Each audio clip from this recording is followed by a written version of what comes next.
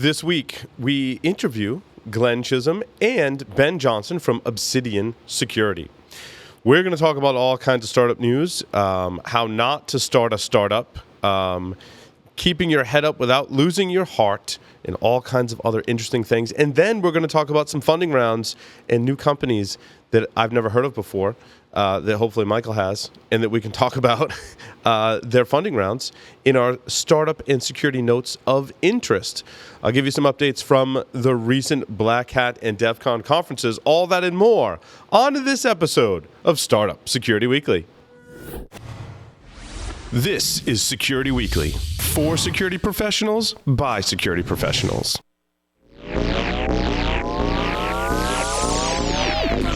Broadcasting live from G-Unit Studios in Rhode Island, it's the show about security startups, how to secure your startup, and advice for security startups. It's Startup Security Weekly. I need it from the top.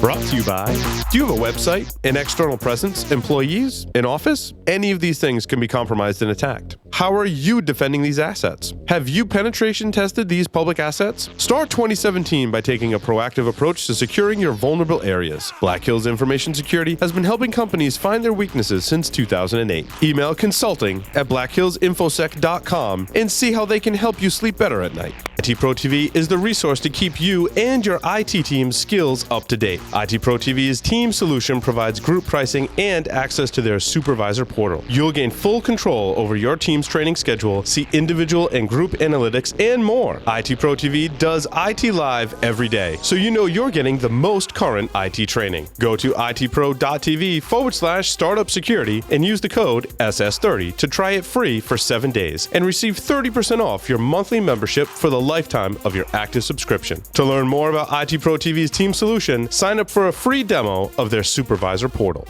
Gain control of cyber risk with Tenable.io, the first vulnerability management platform built for today's elastic assets like cloud, containers, and web apps. Discover a fresh, asset-based approach that prioritizes vulnerabilities while seamlessly integrating into your environment. And improve ROI with the first elastic licensing approach based on assets, not IP addresses. Tenable.io delivers the data and context you need to secure your elastic attack surface. Start your free Tenable.io trial today by visiting Tenable.io. Welcome, everyone, to Startup Security Weekly. I'm your host, Paul Asadorian. This is August 4th, 2017, and it is, in fact, episode 49. And our co-host is here with us, Michael Santarcangelo. Michael, welcome to the show. It's so exciting to be here. Thank you. And it's funny, I say co-host like you're really the host of the show. I think about how much I've learned from you in the past 49 episodes and how much I apply to not just our podcast business, Security Weekly, but also our startup offensive countermeasures. It's awesome to do a show and learn so much at the same time. We learned together, Paul. The thing, we've talked about this, right? And we're at a year. Facebook told me we started this a year ago, somewhere in the last week or so. So nice. Congratulations. Happy 1 year. Woo. But look, we've been friends for a long time, and we've always enjoyed cracking jokes and drinking bourbon together. And what I've loved about this show is our dynamic. The way we ask questions, the way we play off each other, it's better than I envisioned. And so thank you for the compliment. No, I learned as much too. Like, I love prepping. I love doing these interviews. We've got good stuff coming up. So yeah, it's exciting. There's a lot of good stuff happening. And I had a couple of people approach me at Black Hat and DEF CON and say, it's interesting, when I was on the floor at Black Hat, everyone's like, oh, I love Enterprise Security Weekly. Well, and because those are people who are the audience for Enterprise Security Weekly. They're on the vendor floor at Black Hat, right? So that's, what they're gravitating to. Obviously, they have an interest in what security vendors are doing. Therefore, they listen to Enterprise. When I stepped out of that environment, I got a lot of feedback, positive feedback, with people like, oh, I love Startup Security Weekly. I love hearing the business aspect of security, and it's helped me in this way. So thank you, everyone, for listening and continuing to listen. Michael, why don't you introduce our special guests for today? Yeah, this is exciting. So Glenn and Ben are joining us from Obsidian, and as we get to talk to them, I mean, their backgrounds are just absolutely fantastic. And it's always exciting then when people have come together, they're carving a new path. There's some stuff that they don't want to talk about yet in terms of their product. And when they do, we're going to bring them back and talk about that. But just talking about their backgrounds at Cylance and Carbon Black and how they came together. Paul, you and I look a lot at where people are located. They're in California, but they're in sunny Southern California. I guess maybe the surfing's better or something. So we'll ask more about that. So I think there's a ton here. Plus, their Series A round was $9.5 million. Nice.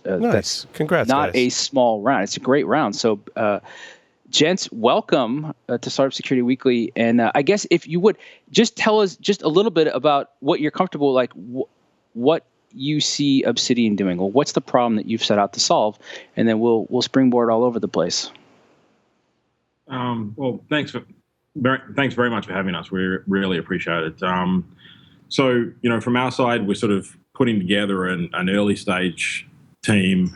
We've been building the team now since sort of late April, and the plan for us is we'd both worked in enterprise endpoint for a long time. And we'd had a lot of fun working enterprise endpoint, and we were keen to move away from that particular aspect, not for any bad reason, just it was a new challenge.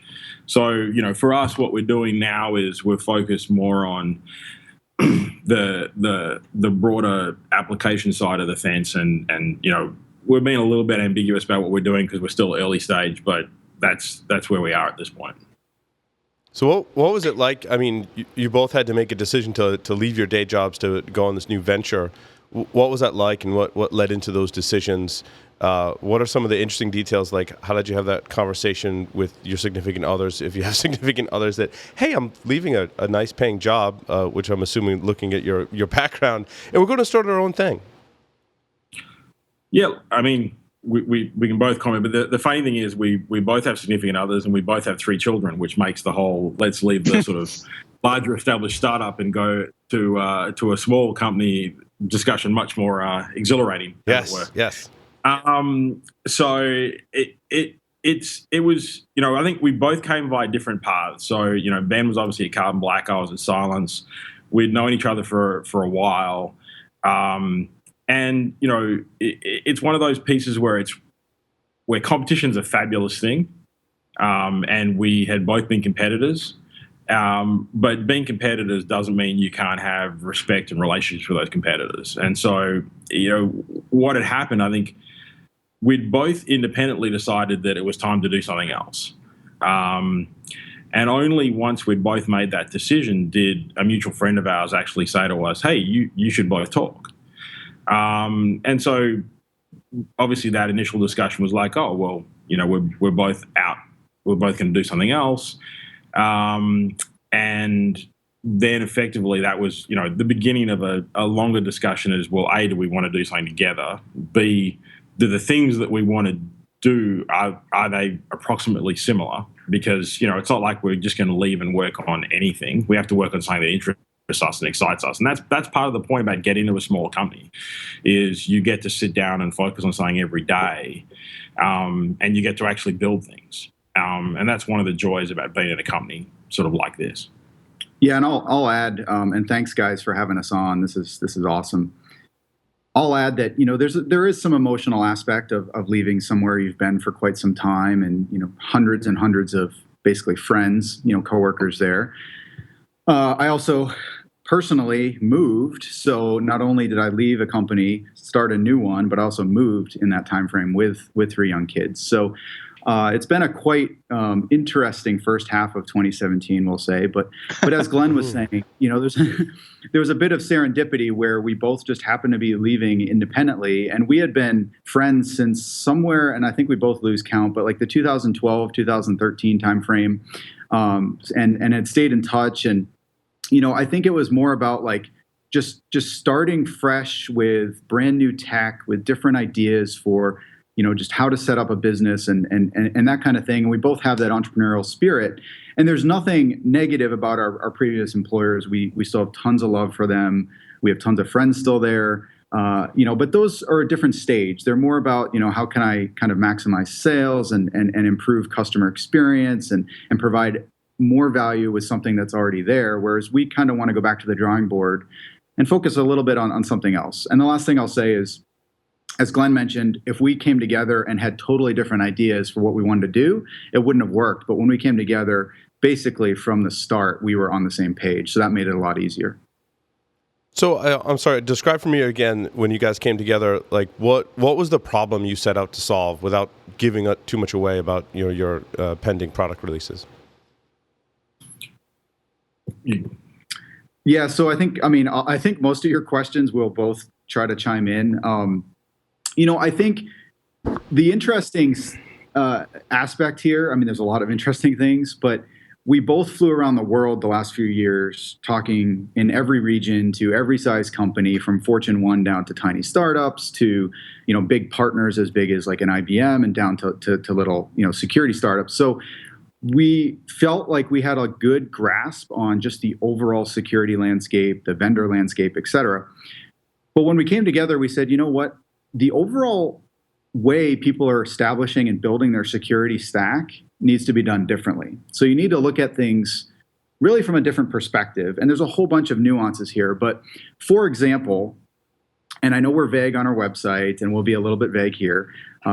For example, when security teams now are defending on-premise assets, or they're defending private cloud, or they're defending public cloud, or they have some SaaS-based applications, they don't really have a consistent experience. And so one of our tenets was, we're going to build something that gives more of a consistent security experience, regardless of if you're defending something on premise or in Amazon or in a private data center, or using one of these, cloud apps that are being more commoditized. So some of the aspects that we came together to discuss were around things like that. We also, of course, especially with Glenn and Matt's background in machine learning and some of the things they had done, we wanted to take some of the very best lessons learned from Cylance and combine them with the very best lessons learned from Carbon Black, and really come together out of the gates, big. And so we wanted to really do something that's more ambitious and takes on a bigger part of the security stack. And I could ramble on, but these are some of the things we wanted to discuss. There's also things beyond the technology, like,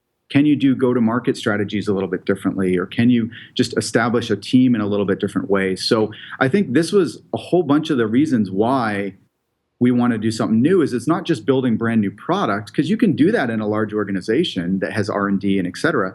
We wanted to really just try to change how companies build, what they build, and then also how we would go to market. So there's a whole bunch here. Again, I could go on, but those are some of the ideas that we discussed when we first came together.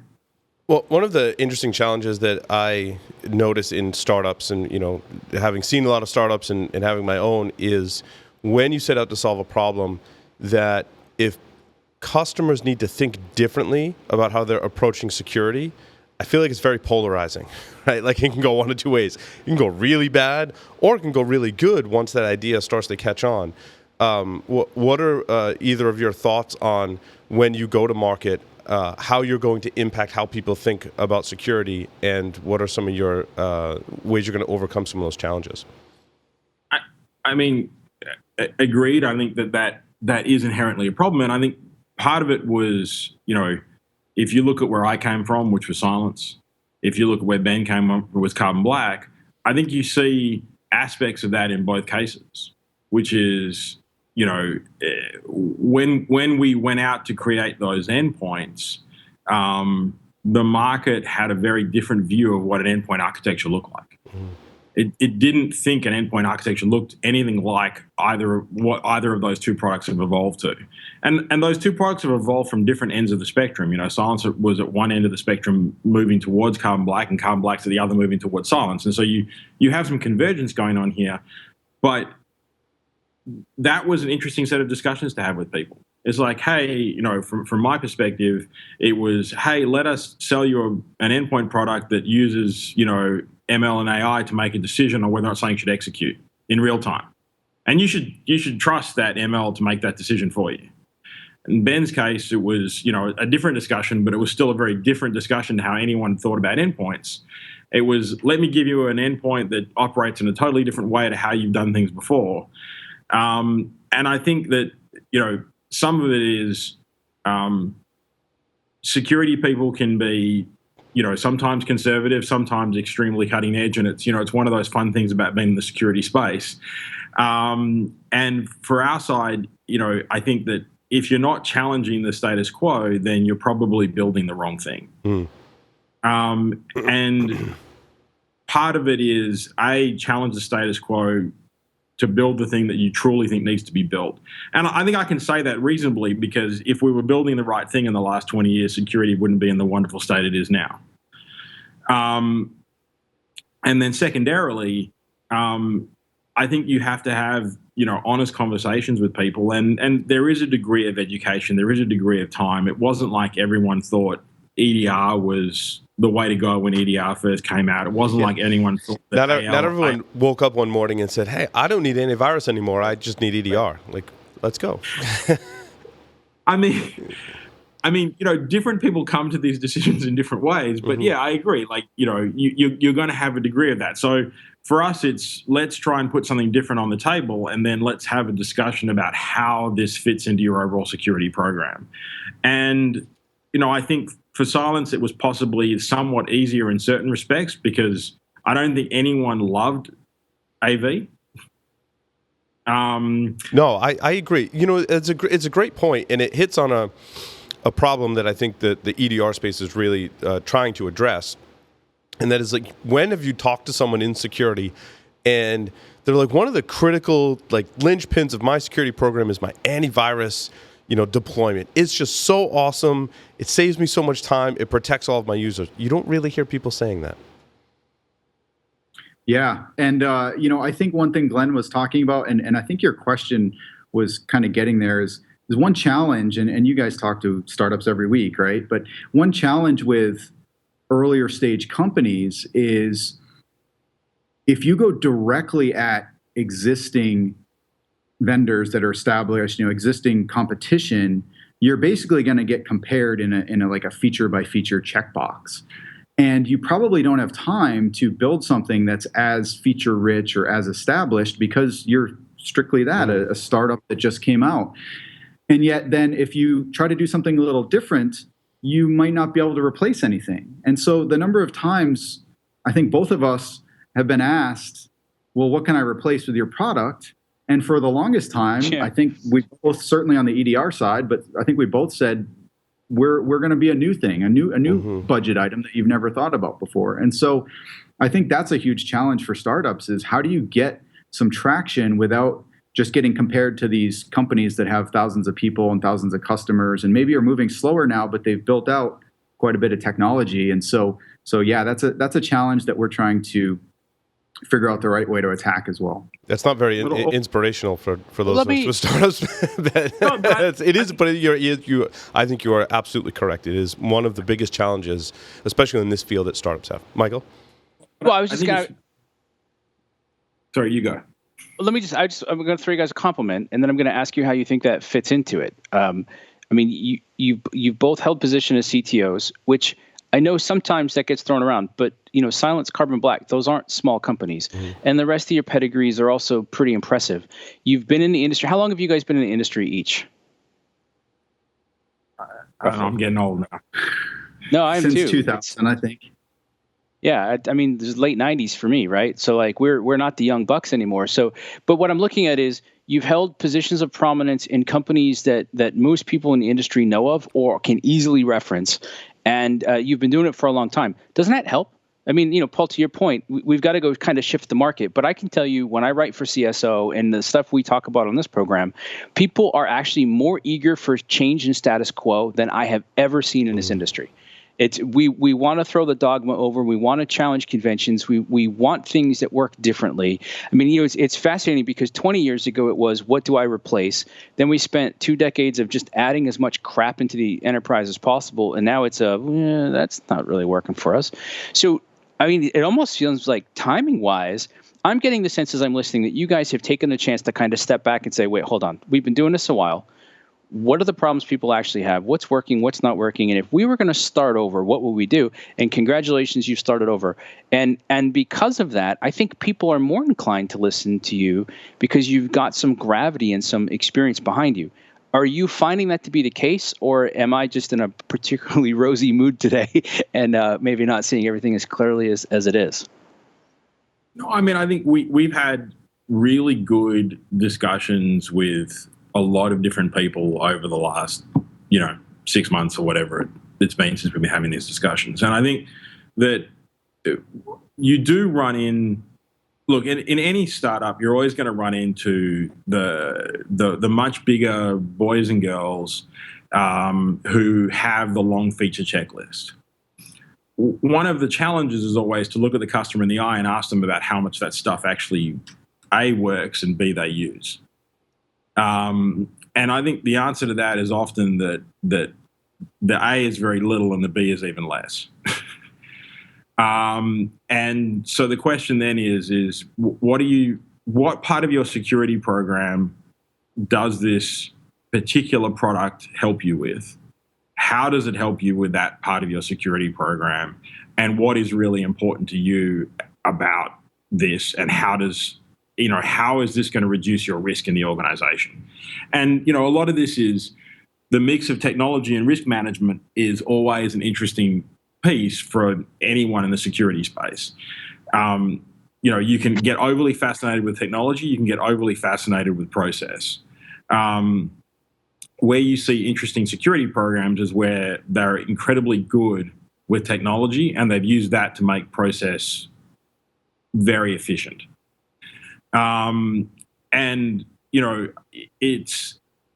This has to become less around, hey, look, I'm selling a Cisco router that has 25 years worth of features built into it. I may need, feature X at some point. And in the security space, it's going to be far more around, how can I innovatively confront some of the problems that are approaching us? So I think that if anything, the lethargy that you see in some of those larger, older companies should make startups super excited and certainly not have a negative perspective. And I think you're really right that at this point, people are looking at it going, I've spent the last 5 years rebuilding my security program and adding products and making changes, and I'm still suffering incidents. What do I need to fundamentally do to change? And so I think there's a great deal of opportunity in there, and I think the opportunity is best filled when you're looking to actually build something substantial and not yet another feature that they have to then tack onto the program that creates, a gap that an attacker is going to walk through. And Mike, I think inherent in your question, or maybe it was a little bit more explicit, if you're talking about us specifically, like Obsidian, yes, we've spent the last several years talking to hundreds and hundreds of enterprises each, and trying to be very truthful and very honest and open and really be a trusted advisor, right? Like, as you mentioned, we are fortunate enough that we have had, coming up for me, a couple decades, and I won't say how long Glenn's been in the industry, but we have been in the trenches, and so we can empathize and we can see things the way these SOC operators or analysts or incident responders or whomever are seeing the world and what they have to deal with from a day-to-day perspective and what's painful. And I could go on a huge rant about this, but I think one thing that we really take to heart is there's actually a difference between the security industry and the security community. And we get that. And I don't think a lot of people do actually get that there's a difference, and I'm not trying to throw anyone under the bus, but there's just a difference between those two. And it's not clear cut. But, for example, I think one way to summarize it would be, the larger conferences versus like the B-sides. It's just a different audience, and I believe you guys were even kind of talking about that a little bit earlier at the beginning of the show. So, anyways, we're trying to really just make sure that we're real with these organizations and say, this is what we're thinking, this is what we're trying to build. Is this going to help us? And please just tell us.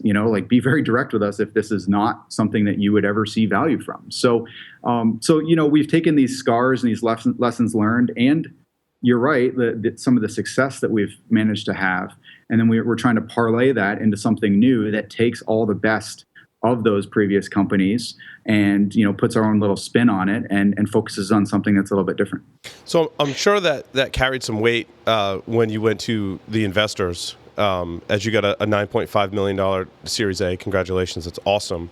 What were some of the other things that kind of went into your pitch, and basically how did you get a $9.5 million Series A for those of us listening that have an idea and want to change the industry and want to have a startup? Like, what was your process? I think we went and had some really interesting conversations with people that use technology. And then we took our underlying intuition plus those conversations, and then we went and had good conversations with, the venture space that understands security. We didn't go and have discussions with the venture space. We went and had discussions with people that understand security. And, in our case, we ended up with Greylock and, in particular, Ashim Chanda and Sarah Guo. And, that was a number of discussions around why we think what we're doing makes sense, how we think it's going to actually help not only, the industry, but individual customers, and what customers' perspectives on that were. And then, it was building that relationship that was key. But obviously having the content behind that to be able to have those discussions before we ever started it. So, why do we think this matters? How do we think this is going to have an effect? And then have some verification points. But the last bit I think is really important, which was having a discussion with people that understood what we were talking about, that weren't purely just looking for somewhere to put money. Did you have customers and sales before the Series A? No. I mean, we're literally building. So we had people that we had good discussions with from a joint development type perspective, but not hey, here's sales. And again, we're trying to build something reasonably substantial. So right. There's a lot of paths one can take. One can go and take the seed and then build something and then come back. And I think one of the concerns we had with that is that there's a risk that you go and make compromises in the way you're building something to get to the point where you go close an A when you take a seed option. And so we argued vociferously that we should do an A and focus on building something substantial, and that's the path we took in the end. Well, and so let me ask a couple of things too, because typically what we tell somebody is at a seed round, it'd be smaller. You've got to go prove something a little quicker. You might not get as much guidance. The way that you've talked about the partnership with the specific people at Greylock, and I'm sorry, I don't have their names in front of me, so I'm just going to have to stay broad, but it sounds like you forged a little bit more of that partnership. So that signals to us then too that you took a bigger round. Now, are you still expecting your A round to be able to carry you 2 years, or did you work together to price that A round that you can carry yourself a little longer, but then you're also getting some of that guidance and support from Greylock and their network? And so like you really did, like you stepped over the seed round because your experience combined with the vision, with the gravity and the enormity of what you need to be able to do to bring it to market, like it all just kind of made sense. Because that's the other thing we just talk about, right? Take enough money that you need, don't take more. So I'm just kind of curious then, how much of that is factored in? Like, what are you expecting based on what you've got? I mean, exactly. I mean, and so the people at Greylock we're working with are Ashim and Sarah, and both are, outstanding individuals by themselves. Combined, it's even better. So yeah, it's a partnership. It's let's work with them. Greylock as a platform is a really positive platform. They have a lot of capability and they have a lot of assistance for a company like ours, and that has also been a huge positive for us. And we think it'll continue. But no, I mean, it's fair to say both Ashim and Sarah were very much of the opinion that you should take enough money, not too much. And so, there was a plan out to, get built, get to market, and then, look for subsequent funding after that. Don't take too much now. It becomes too dilutive and detrimental. Yeah, and I'll add, so I really like these questions. I'll add that we are fortunate. We are in a little bit of rare air where we were pretty young in the company's life to go out and raise a Series A. I mean, we'll say very young. And but a lot of that was because we've sort of earned our scars.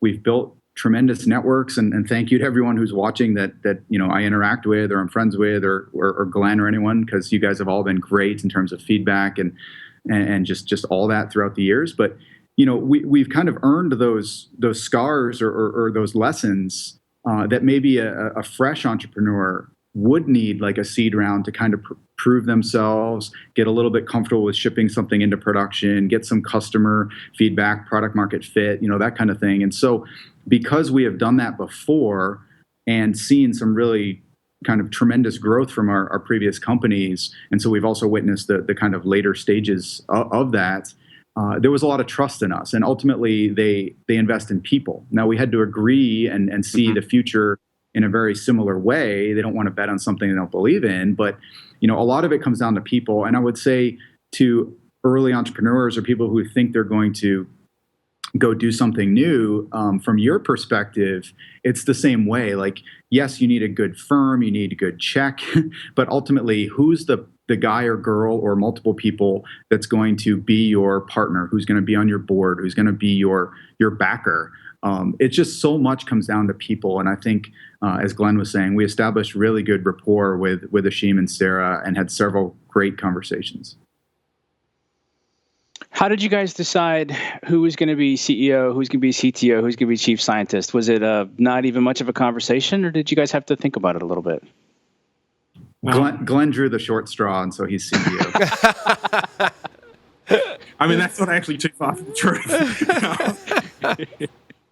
Little rock, paper, scissors, huh? I think that Matt probably would have heard us if we'd suggested he was CEO. And so that kind of took him off the table. Look, it's one of those things where we're an early stage company, and it allows us to be flatter and more nimble and less rigid about structure. But when taking on these roles, you have to be cognizant of what's going to happen in the future and how that's going to impact what you do. Part of the reason we left two places that we both really liked, full of people we really, really like, was so we could get back to building. So that's part of the challenge is I want to be back building things, but then at the same time as CEO, you end up doing things that take you away from building things. So it's the balance. And even as the CTO, you end up doing things that take you away from building things. So I think for us, it's over the next 12 months is we're really focused on building. That's great. And then after that, obviously we have to transition to being less hands-on in the technology and more hands-on in the company. Yeah, I think it's going to be interesting. I mean, it's something I'm really glad to hear you talk about that, because I find a lot of folks who become CEO, like they'll say, it's the worst job. I mean, I love it, but it's not for everybody. But there's going to come a point when, I like the fact that you're staying flat. I think some startups try to get too structured too fast, get too fancy too fast. But at some point too, to scale, you've got to let go of some of that building, and it'll be curious to see how that works. And feel free to reach out anytime you want to chat about it, or share what you've learned, and we'll share it with other people. Because, well, you'll see. It's good times. That's exciting. Go ahead. Go ahead. Sorry. I was just going to say, there's a lot of people messaging after having walked the Black Hat floor. A lot of people messaging on AI and machine learning. What is your plan to differentiate your messaging when you come public with your product? So I think when I talk about when I sit down and I talk to Ashim or a customer about what we want to do, I talk about the security outcomes and I talk about the security value for the product. The fact that AI and ML is key to part of what we do is the same as a clean architecture is key, is the same as a lot of things. And I think that sometimes marketing gets ahead of itself and thinks that that one little thing is going to make all the difference. And if we talk about AI/ML, then we're going to sell as well as that company over there. But really, we're security people, and we're trying to solve a security problem.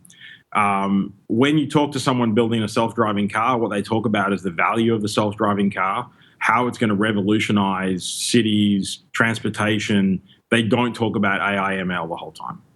And there's a reason. It's so refreshing to hear someone say that, Glenn. Just having walked the Black Hat floor, I had to actually preface it, like when I'd ask a question, I'm like, you can't use AI and ML in your answer. Like, you're not allowed. And like, it was amazing how many people were tripped up by that. And you are exactly right, and I agree wholeheartedly. You have to sell on value. You have to sell on the solution, not what it does. Just because it has AI and machine learning, that's what it does, not the problem it solves, not the value that the customer's going to get out of it. So yeah, you're spot on. Refreshing. Thank you. No.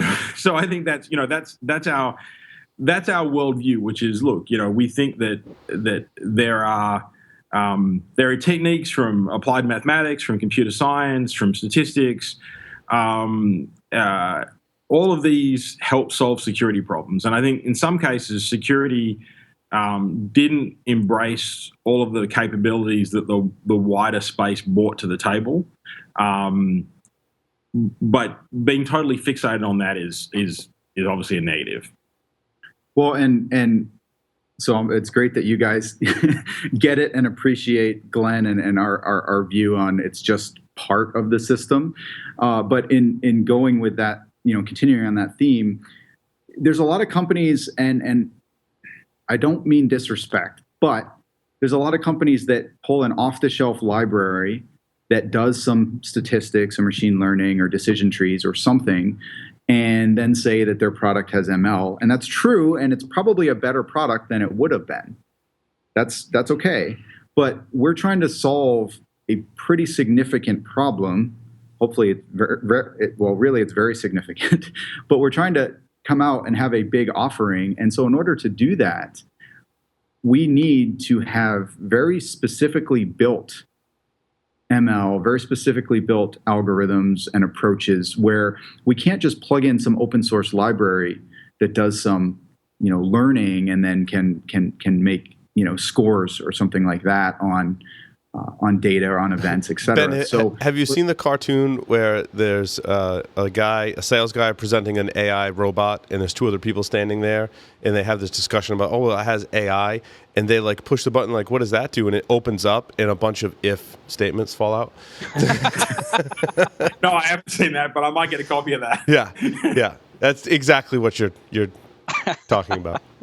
and no, so I have not seen that either, but that's great. And just to wrap up what I'm saying here is, really, we want to build things from scratch. We're obviously going to use, do code reuse and open source libraries if we can for certain things. But the point is, we want to build some we'll say intelligence in from the beginning, and we're going to be solving some hard problems where you aren't going to get a good enough outcome if you just use something that's a generically applied approach or generically applied algorithm. So again, I don't mean disrespect to anybody. It probably sounds that way. I appreciate anyone who's trying to make better products and improve their value to security teams. But what we're doing is really taking a more fundamental early stage approach where we can build some stuff ourselves, and hopefully some of that's not truly proprietary we can share with the rest of the world. That's awesome. I'm looking forward to what you guys come up with. Yeah, me too. That's exciting. Yeah, I hope our listeners get the same thing. I mean, we work with a lot of vendors in various capacities, and it sometimes becomes pretty clear, and sometimes not so a fast path to clear, but that they have a real solution, right? And it sounds like you folks have been working in the industry for a while, and you know what that looks like, and have said some of the right things along that path. They're like, no, we're going to build something that actually works and solve some people's problems, and not just slap some libraries together and call it machine learning and go to market. So, no offense to anyone that may have done that, I guess. No. Well, if anyone out there wants to come work somewhere interesting, we're in Southern California and we're hiring. Yes. So, yeah. How did you recruit smart people, and what's your plan to recruit more smart people? I mean, it's it's Southern California, so in some respects it isn't that hard to recruit, particularly when it's snowing somewhere else. Yeah, it looks really sunny and beautiful out in the window behind you. Yeah. One of the nice things about Southern California is that you can recruit sort of most of the year, because when it's too cold somewhere, you can recruit here, and then when it's too hot somewhere, you can recruit here. Because it's always 70 degrees and sunny. I'll help you out with this. I had to fill out a trip report when I went to a conference in San Diego, because they were very closely watching like what you did at the conference, and I kind of made a mockery of that. And every day in my trip report, I would write a daily log, and I would include the weather. And every day in San Diego, I said, today it's 72 degrees and sunny. And then the next day I was like, guess what? It's 72 degrees and sunny. It didn't go over so well when I got back, but I got a kick out of it anyway. I mean, we're lucky where we are. I mean, one of the things is that, we have UCLA to the north of us, USC close to us, UC Irvine close to us, UC San Diego close to us, Caltech to the east of us. So we have this great pool of humans. We have some great companies around here, and we avoid some of the complications of some of the other locations. So, part of it is finding people that are really interested in solving problems, and then having good discussions with them, and then convincing them to move from where they are. And then others, and they're obviously already local. So we've moved a few people. We've got a few. We've got a large number of local people, and but in this kind of company, you're always looking for those really exciting people. So yeah, I think you guys just kind of mentioned it, and Glenn's talking about it.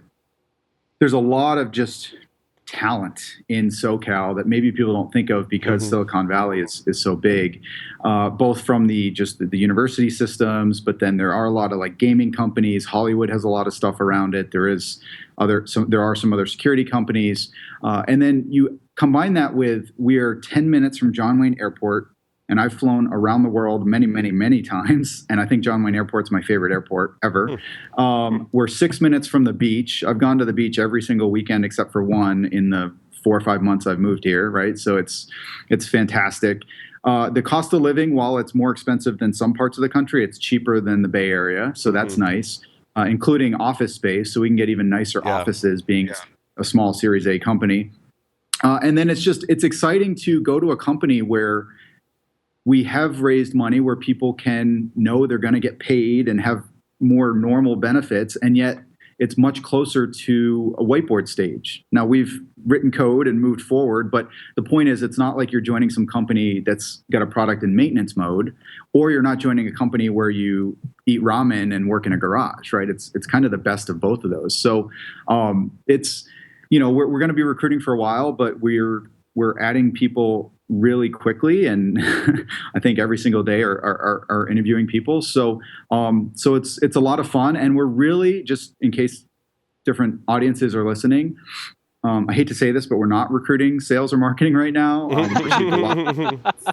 Thank you, but we're really just trying to get data scientists, engineers, and a little bit of the other like DevOps and design and that kind of thing. I was going to say it's really nice, because to be in your position from that perspective, because DevOps really has changed how we think about software development. And I think a lot of organizations struggle that already have built product. You guys are in a great position. You can implement DevOps right from the get-go. Now, the challenge is going to be, there's kind of loose standards and guidelines for how some of that stuff works in production that I've come across. But you have a great opportunity, since you have taken the A round, to figure some of that stuff out, which is awesome. Yeah. Cool. It is 76 degrees and sunny there today in San Diego. I'm jealous. Yeah, it's not bad. So, Michael, any more questions? No, this has been great, guys. I appreciate the candor. One of the things that I've reflected on already is you've talked about earning your scars. What a fantastic metaphor. I've looked at a lot myself in the last couple of years about the scars that we earn, and that they're badges. I mean, we didn't get those by accident. Well, sometimes I guess we did, but we can learn from them. What I'm enjoying though is that candor. I think that's what our industry is desperately looking for. And you're right. There's a community and there's an industry. I think the intersect is we want that candor. We want that honesty. We want that truth. And what I've really enjoyed in our conversation today is that you've shared a lot of that. I think the folks listening are going to see some of it. And for some folks, they might not like it. That's where you guys have all been apologizing about offending people. I'm not going to apologize. If they don't like it, they shouldn't have done it. But, their scars, they'll figure it out. I like that. So I'm really curious to see where you guys end up, and I hope you guys keep in touch because this is it sounds like the beginning of a really exciting ride. So thanks for joining and sharing that with us today. Glenn and Ben, thank you so much. It was awesome meeting you and having you on the show today. Thank you very much. Thanks. Yeah, it was great. With that, we'll take a short break and come back, so stay tuned. Don't go anywhere.